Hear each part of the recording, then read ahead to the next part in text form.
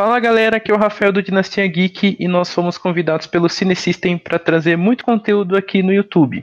A proposta é trazer cada vez mais informação do mundo do cinema que tem por trás e na frente das telas. Meu convidado de hoje é o André Schuch. Muito obrigado, André, por ter topado participar com a gente. É um prazer ter você aqui. Prazer é meu, Rafael. Eu que agradeço o convite, poder vir aqui conversar um pouco com vocês. Valeu. Para a gente começar esse bate-papo, queria saber de você. Eu sei que é uma pergunta difícil, mas conta pra gente quem é o André Schuch. Essa é uma pergunta difícil mesmo, né? Tem muita gente que vai responder coisas diferentes, né? Dependendo de onde me conhecem. Mas falando de cinema e literatura, o André Schuch é um apaixonado por histórias, né? Legal. Desde criança eu sou um consumidor de quadrinhos, depois eu virei um grande consumidor de livros e depois filmes de terror por influência da minha mãe, assim, que adorava filmes de terror. Então eu me apaixonei por histórias e depois na adolescência, um pouquinho pra frente, eu descobri que eu adorava contar histórias, né? Legal. Quando eu li O Cemitério Maldito do Stephen King, que ainda é meu livro preferido, ali tem tudo de ruim naquele livro. Exato. Como ele mesmo diz, é um livro sem esperança, né? Não há esperança naquele livro. É o tipo de coisa que eu gosto. E eu lembro que eu pensei, nossa, eu posso tentar fazer isso, né? Não vou fazer tão bem quanto, mas, pô, eu posso tentar. E comecei a escrever e descobri, nossa, eu adoro fazer isso. E virou uma grande alegria e um grande vício escrever e inventar histórias, né? Para o cinema, para a literatura e tal. Boa, legal. E aí, falando um pouquinho já diretamente das suas obras, né? A gente conheceu O Inferno é Aqui, né? Que é um dos seus livros, né? E ele tem uma forma de narrativa que, assim, eu sinceramente é muito difícil a gente ver isso, porque o autor, eles não simplesmente são letras num papel, né? Você passa muito mais do que isso, você passa mais um sentimento imersivo para o leitor. Isso. Então, eu queria que você contasse um pouquinho como é que foi esse processo de produção do Inferno é Aqui. Porque a gente vê que, muito mais do que a parte escrita, ele tem toda aquela parte visual, aquele impacto que causa no leitor. Se isso vem muito também do seu gosto pelo audiovisual, né, pelo filme, além, claro, do gosto pela literatura, contar um pouquinho como é que foi para você esse processo de criação dessa obra que me chamou tanta atenção. Tá. O Inferno Aqui é justamente a junção das duas coisas que eu gosto, né? Literatura e cinema. Então eu dei um jeito de juntar ali, misturar as palavrinhas com imagens, né? Com fotos. E entrou um pouco de quadrinhos também, assim, embora não seja uma narrativa em quadrinhos, né? Entrou a parte de desenhos, que eu também gosto. A ideia de fazer o Inferno Aqui dessa maneira, primeiro era tentar achar um jeito diferente de contar uma história, né?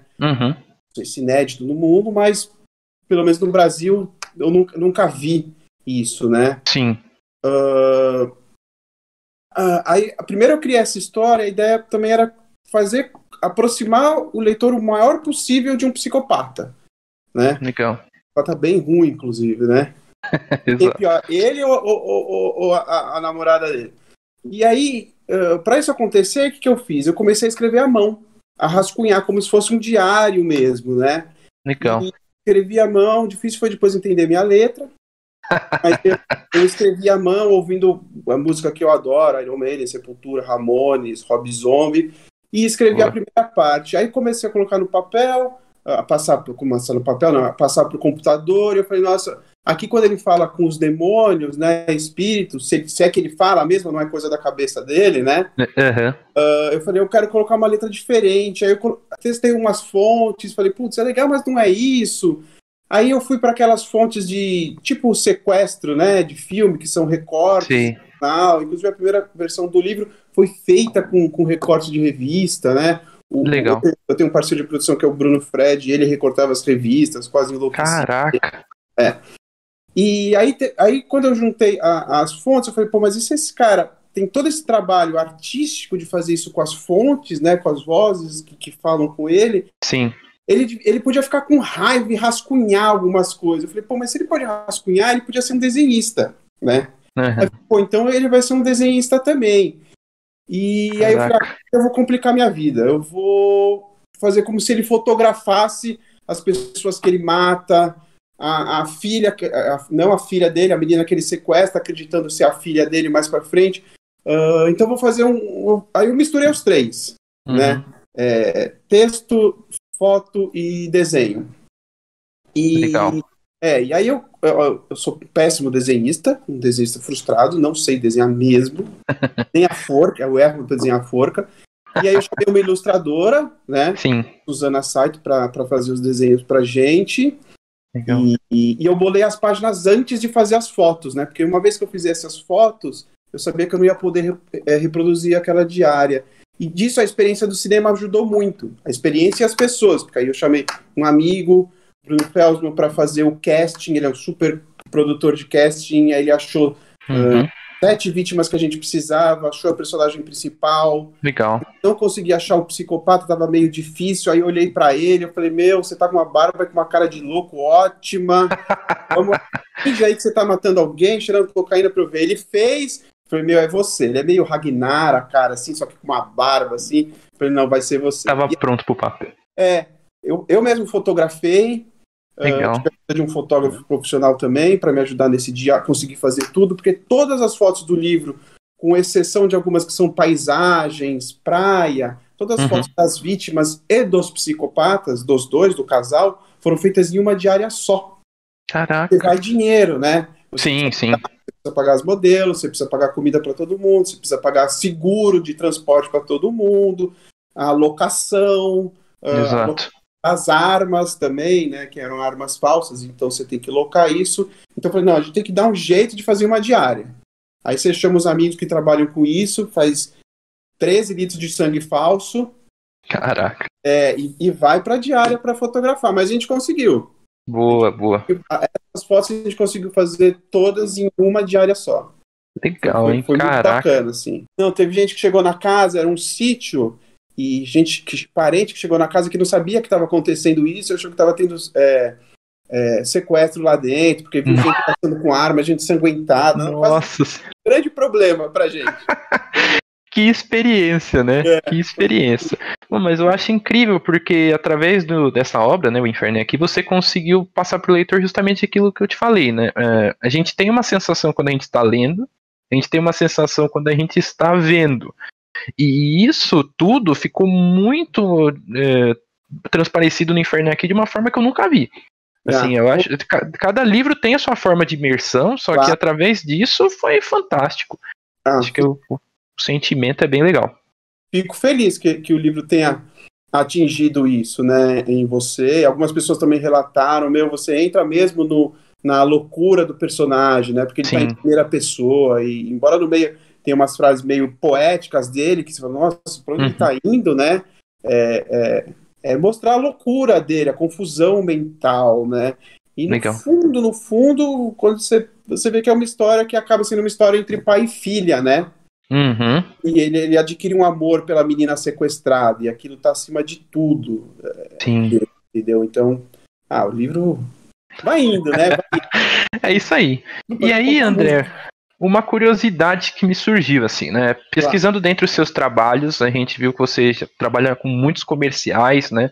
Já trabalhou com curta-metragem, já trabalhou com um processo de produção de longa, né? Documentário também, enfim. E eu queria saber com você, assim, sobre os gêneros, né, dessas suas produções, porque você já trabalhou com um documentário que tem uma ambientação mais histórica, né? Isso. Trabalhou com um longa-metragem que é uma comédia, e os comerciais, que são N outras temáticas. Eu queria saber de você como é que funciona essa transição entre os gêneros, e também qual que é o seu favorito para trabalhar, se de fato é o terror, ou se teve algum que nesse meio tempo você trabalhou e falou, puxa, eu acho que seria legal também conhecer um pouquinho mais dentro desse gênero em específico. Essa transição, eu acredito que para um profissional de cinema, né, você não pode estar agarrado a um gênero. Você tem que ser capaz de contar uma história de vários gêneros, né, de várias facetas. Então, principalmente como um montador, né, como um editor, você tem que saber fazer a montagem clássica, você tem que saber fazer a montagem à la YouTube, que é outra linguagem, você tem que saber contar uma linguagem de um longa, tem que saber fazer para um comercial. Um comercial, por exemplo, o montador se preocupa com frames. Não, vou tirar um frame, vou tirar 2 frames, você interpola, você fica... No longo, o cara se preocupa com segundos. E no documentário com minutos. Então você tem que desligar de um e ligar do outro. Mas é bom porque tudo se mistura, né? As experiências, né? Todas as experiências se misturam. A velocidade... Quando eu montei os longas, que foram os 2 são de Los Angeles, né? O primeiro longa que eu fiz na verdade, um documentário. Eu conheci o diretor aqui no Brasil, um diretor norte-americano, Richard, e ele tinha um montador na época, mas ele não estava satisfeito, o cara não estava conseguindo encontrar a história, e aí ele me chamou. E aí foi bom que com essa velocidade da montagem da publicidade, que é tudo sempre para ontem, eu fui lá para Los Angeles e fiquei lá 22 dias e montei o documentário inteiro em 22 dias. Né? Claro, eram 14 horas por dia, de domingo a domingo. Enfim, mas era uma oportunidade, era uma história que eu queria ter no meu repertório, que eu queria ajudar a contar, que é uma história muito bonita sobre um grupo de sobreviventes lá no Holocausto, né, na Segunda Guerra Mundial, que estavam em um gueto, que era um gueto controlado pelos alemães. Ali sobrou, acho que 10% só sobreviveram.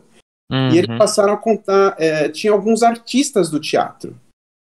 E eles passaram a fazer comédia, a princípio era escondido, eles faziam escondido, fazer teatro de comédia. E a comédia era eles contando de uma forma engraçada como eles se veriam no futuro. Porque eles acreditavam que a comédia traria alguma espécie naquele horror, alguma espécie de alívio para eles, né?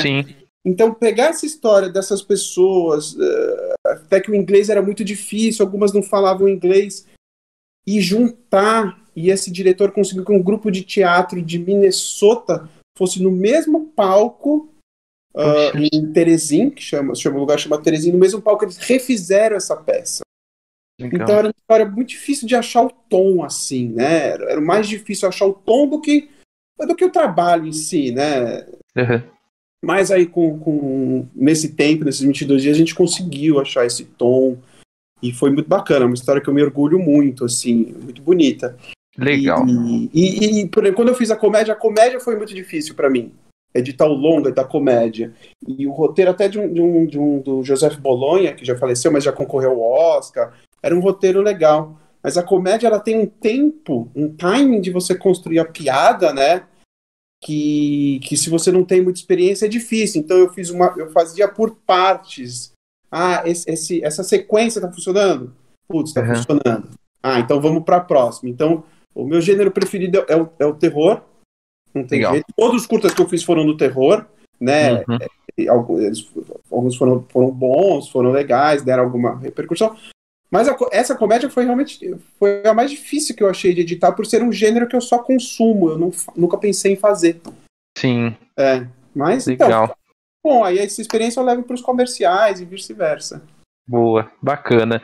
E aí, falando ainda sobre o seu trabalho que você quer fazer e tudo mais, né? Você tem esse gosto mais particular pelo terror, até mesmo por ser um gênero que você mais gosta de assistir, de consumir e de produzir também. Os seus planos futuros, né?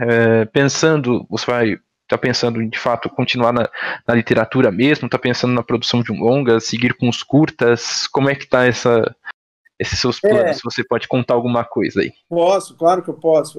Na verdade, eu vou continuar com ambos, literatura e cinema. Agora, eu tô um pouco mais pro cinema, eu tenho feito muito roteiro, né? Legal. Inclusive, eu vou fazer o inverso. Eu terminei um roteiro agora de um longa, de baixo orçamento, pensando na produção para que fique pronto, e eu estou transformando ele num livro. Estou fazendo o caminho inverso. Legal. Enquanto alguns amigos do mercado leem o roteiro, mandam seus palpites, né, e a gente começa a levar adiante, eu já transformo num livro, né? Então eu tô bem focado nesse longa, que chama Sussurros. É uma história bem pesada, né, assim, mas bem atual. Eu gosto do tipo de história que você mistura o sobrenatural com o atual, assim, sabe? Com a realidade. Até se você vê o Sadness, depois do meu último curta, ele é bem assim. Sim, sim. Então eu acho que esse é um curta que eu gosto muito da história. Acho que é uma história, assim, legal de contar, porque envolve um pouco de violência doméstica, Comigo nunca é pouco, né? É sempre muito. Minha mãe sempre fala, oh meu Deus, o que eu fiz de errado, né? Então estou investindo bastante nesse longa e estou terminando uma série de show Bibles, né? De séries, né? Eu trabalho numa produtora também que faz muita série, muito longa. E eu estou fazendo agora, acho que são 5 ou 6 show Bibles que eu estou terminando. É só a parte de arte, porque eu tenho esse parceiro que ajuda a fazer tudo, né? Os curtos, os longas, ele está envolvido em todas, que é o Bruno. Então eu faço a criação, ele faz todo o desenvolvimento da Bíblia, a parte artística, tudo ele faz, né? Então agora tá na mão dele, tá fazendo isso, que a gente gosta de mostrar esses projetos aonde dá para chegar já pelo papel, assim, né? A pessoa ter uma boa ideia, né? Mas como eu falei, eu sou apaixonado por consumir e contar história, não vai ter como parar. Em algum lugar a gente vai ver o André. Em algum lugar vai. Às vezes eu penso, eu nem durmo, sabe? A teoria do Batman, eu só preciso de 8 minutos para dormir, preciso de mais, entendeu? Mas aí eu paro, penso, putz, mas aí eu já tô rabiscando, já tô fazendo outra, já tô ligando pra gente, olha, vamos fazer isso, vamos embora. E vai indo, não tem muito. Legal. Jeito. Você comentou do Stephen King, né, André? Que assim, o Cemitério Maldito, principalmente, foi uma obra de grande inspiração para você. Mas além dele, tem alguém na literatura ou até mesmo no cinema que você se espelha mais, que teve uma obra que você falou, nossa, eu vou até colocar uma referência a ele, alguma coisa nesse sentido, que já aconteceu? Tem bastante gente. Colocar referência em obra, se você vê tudo que eu dirigi, tudo que eu roteirizei ou escrevi, só falando de referência que eu coloco lá, tipo easter egg, sempre tem Iron Maiden.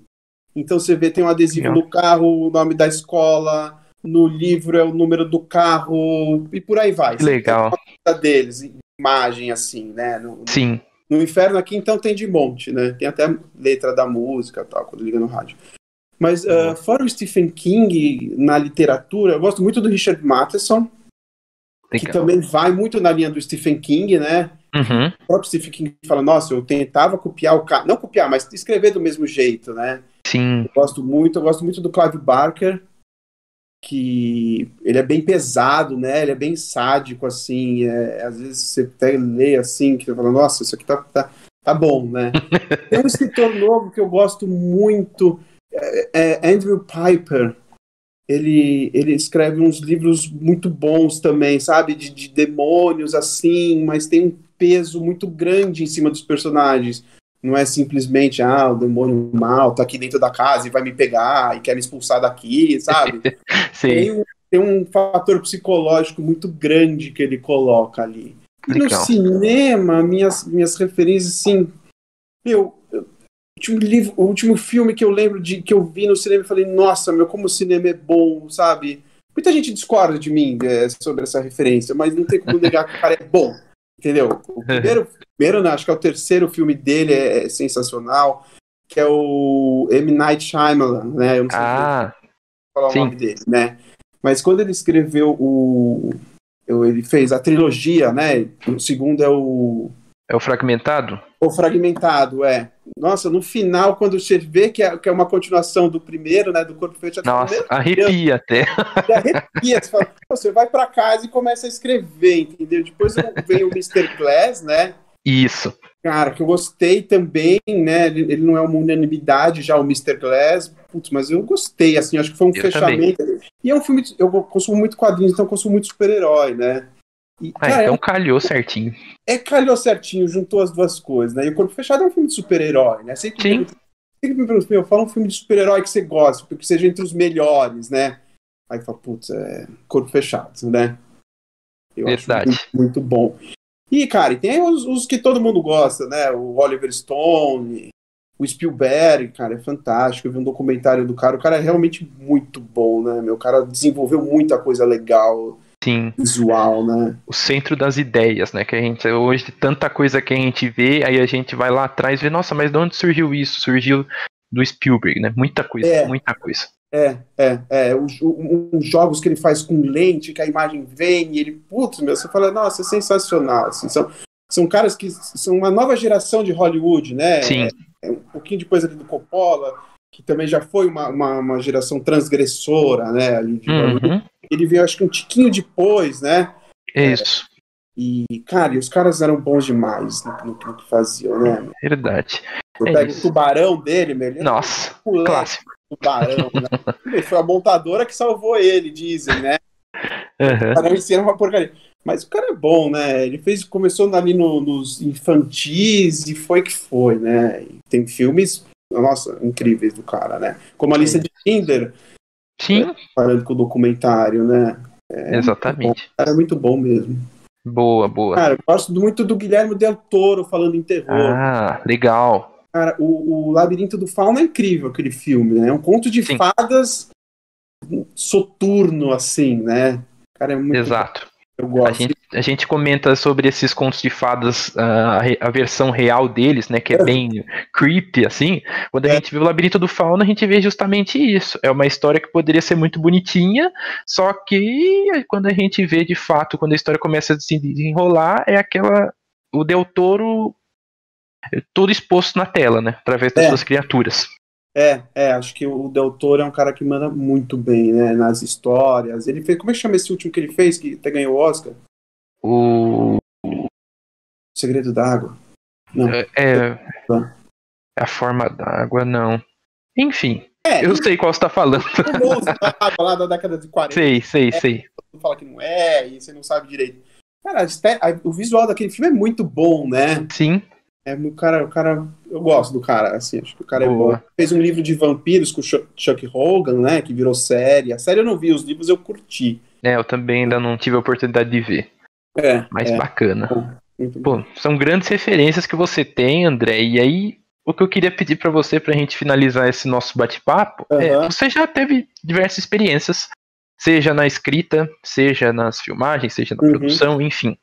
Eu queria que, se você pudesse, dar algumas dicas para estudantes desse meio, seja da literatura, sejam pessoas que tenham boas ideias, que queiram escrever, que queiram produzir curtas, que queiram pensar em longas.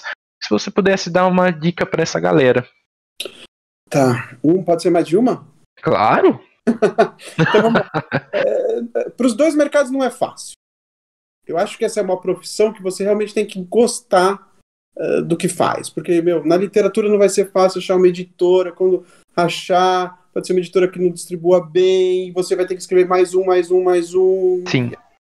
No cinema, você também não é fácil, porque você faz a história e você tem que arranjar o dinheiro para contar essa história, ou te chamam como para dirigir um filme. Você é um cara que tem que ter muita experiência já no mercado para não fazer bobagem, te chamarem de novo, para não te cortarem no meio da produção, ver que você não entende, ou na pré-produção mesmo. Então, uma dica, assim, é estude. Para os dois mercados, estude muito. Os dois mercados tem muita gente que escreve, tem muita gente que quer ser, todo mundo quer ser diretor do cinema, né? Mas você não pode, você tem que estudar para poder ser. O que diferencia as pessoas é a bagagem que elas têm, tanto a bagagem de experiência quanto a bagagem de estudo, a bagagem cultural, né? Então, por exemplo, no cinema, você não pode ter medo de começar de baixo, assim, na área que você não quer. Você quer ser roteirista? Eu digo isso porque eu já passei por todas as áreas. Eu comecei como estagiário de produção, aí eu fui para montagem, tenho 8.000 comerciais veiculados como montador, fiz pós-produção, direção.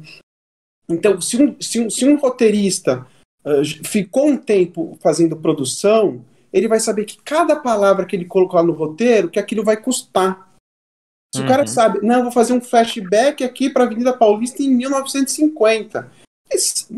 Tá perdido, vai ter que fazer uma Avenida Paulista de 1950, roupa, carro, tudo. Então, esse tipo de experiência é importante. Um diretor de cinema, passe um tempo montando, né? Passe um tempo em pós-produção. Quando você for dirigir, você vai saber o timing das cenas que você vai dirigir, você vai poder ser econômico na direção. Então você vai ganhar tempo, você vai ganhar diárias, você vai ser um diretor que produtores e produtoras vão gostar de te chamar. Passe um tempo na pós-produção, porque hoje em dia é tudo assim, isso na pós resolve. Isso na pós resolve. Por quê? Na pós resolve. Só que na pós resolve você vai ter que chamar um cara de composição, um cara de flame, smoke, talvez um 3D. custa dinheiro. Com certeza. Então, às vezes o cara fala, na pós resolve. Aí o cara roda o filme e ele não consegue entregar esse filme, porque de tanto na pós resolve. Resolve, só que eu vou fazer um braço 3D aqui pro cara. Vai levar 2 meses e custa X. Entendeu? Então, passar por outros departamentos é muito importante, né? Claro. Outra coisa importante para os 2 mercados, networking, né? Nada se faz sozinho. O cinema, então, esquece o assunto. Você não vai fazer sozinho nunca, né? É a arte mais colaborativa que tem no mundo, é o cinema, eu acho. Sem dúvida. Né? É o cinema e teatro também, né? Mas o cinema, cara, o roteirista, o cara escreve. O que está ali no papel nunca vai chegar no final, porque vai passar por ele, pela cabeça do diretor, pela cabeça do montador, que dizem que é o último roteirista, pela cabeça do produtor executivo, que é quem está pondo dinheiro. Então, cara, o network é muito importante você conhecer as pessoas, porque é colaborativo. Então, vai em evento, vai em festival, dá oi. Outra coisa, não tenha vergonha de mostrar suas ideias. Sabe? Cara, alguém vendeu o Sharknado. Eu não sei a história do Sharknado, né? Mas alguém falou, eu tenho uma ideia do que é que nem o Twister, só que saem tubarões lá de dentro. Né? Perfeito. Então tem que ter vergonha disso, sabe? A sua ideia. Eu tive uma vez uma conversa com esse diretor do longa. A primeira vez que eu encontrei ele, a gente foi jantar, inclusive. E quando eu vi, a gente tava conversando sobre um filme de dinossauro, sabe? Eu tenho essa ideia e tal. E eu pensei, os caras não estão nem aí. Isso é bobo, isso é isso aqui. Não, sempre tem uma coisa boa, entendeu? Então não tenha vergonha de falar, minha ideia é tal, entendeu? E que mais? Cara, que mais de dica que eu posso dar? Cara, outra coisa importante que eu vejo que funciona muito é você ser um cara generoso. Legal. E não ser um babaca, né? Cara, na literatura, às vezes você encontra pessoas que já são publicados ou best-seller, e você encontra, sabe, quase como um desdém ali do cara que se autopublicou, ou tá numa editora um pouco menor, ou ainda tem o desejo de publicar. Aí assim, o cara publica um baita livro animal, vira um best-seller, ganha um jabuti, ganha, sei lá, outro prêmio. É muito legal que ele tem muitos no Brasil, que nem a Odisseia da literatura. Pronto, entendeu? Então, eu sempre seja generoso. Ouve o que o cara tem para falar. Se o cara vem te pedir uma dica, sabe? Tô escrevendo um roteiro, quer ler, dá uma lida. Eu sei que é difícil ler roteiro, né? 90, 120 páginas. Hoje em dia é muito difícil ter tempo. Mas bate um papo com o cara, fala, escreve um storyline, manda para mim. Ou o cara fala, eu dirigi um curta, não tem ninguém pra montar, e você sabe montar. Faz, assim, cara, você vai conhecendo as pessoas. Então, acho que a generosidade, sem você esperar algo em troca, abre muitas portas. Você é um cara bacana, é básico da vida. Exato. Né? Exato, é isso. Mas obrigado, André, pela sua disponibilidade. Foi um prazer falar com uma pessoa assim tão... tem uma experiência tão vasta, né, em universos que a gente gosta. Já tem uma experiência tão vasta em universos que a gente gosta tanto, né? E acho que a gente conhece, só que conhecendo os bastidores, conversando com pessoas como você, é algo que nos fascina ainda mais, né? Eu queria te agradecer muito por essa oportunidade de trazer você aqui no Cine System Talk. Acho que é um espaço muito bacana para a gente conhecer justamente esses bastidores, essas curiosidades, essas dicas, que é algo fascinante para a gente. Cara, na verdade eu que agradeço o convite, eu que agradeço o trabalho de vocês também. Eu consumo muito internet, canal no YouTube, e o trabalho de vocês de conversarem com as pessoas é muito importante. Porque às vezes a gente fica sabendo, tal pessoa está trilhando tal caminho, olha que legal, ele encontrou um outro jeito de chegar lá, ou estamos indo no mesmo caminho, ou você ouve uma crítica, que nem vocês falam muito sobre fantasia, né? Mais bruta, assim, e você ouve a opinião do cara e fala, é mesmo, acho que naquele filme o cara quis dizer isso, esse cara tá certo. Então, o conteúdo feito por vocês, cara, é muito importante, é muito bom pro mercado, inclusive, que é a janela para as pessoas que realizam coisas poderem aparecer, né? Legal. De repente você tem o Jô Soares para aparecer. Só, acabou, né? Hoje em dia, né? você tem uma gama, cara. Então são vocês que estão, na verdade, fazendo o mercado também, né? Isso é muito importante. Muito importante. Legal. Eu agradeço. Mas obrigado, André, mais uma vez pela oportunidade. E se você que está assistindo a gente quiser conhecer mais um pouquinho sobre novidades do cinema, acompanhe o Dinastia Geek, acompanhe o Cinesystem, que a gente vai ter muitas outras novidades por aí. Obrigado, pessoal, e até a próxima. Cinesystem, cinema além do filme. Valeu!